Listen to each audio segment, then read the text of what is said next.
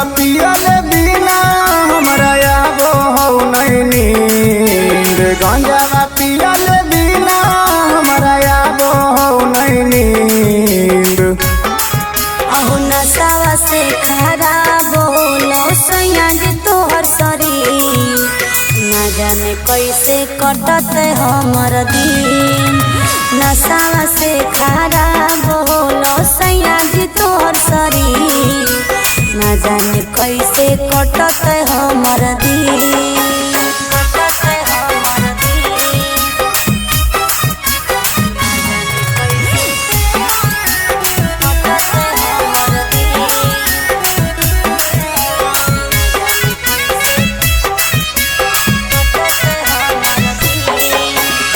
महुआ के स्वाद बड़ी बढ़िया तौरानी, पियले न छूटत भले हो तो बदनामी।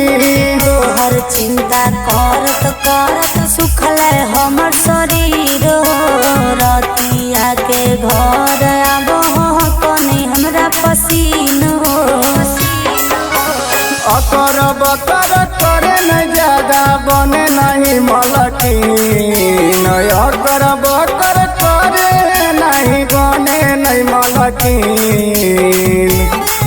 अहो नशा से खराब होलो सयाज तोहर शरीर, ना जाने कैसे कटत हमर दिन।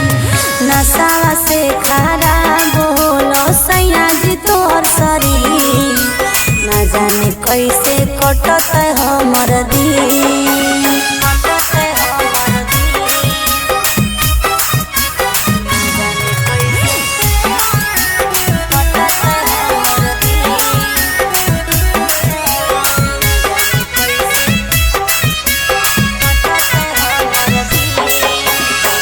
राजन राकेश के लंबा है कहानी, एक साथ कटो है रानी दोनों के जवानी।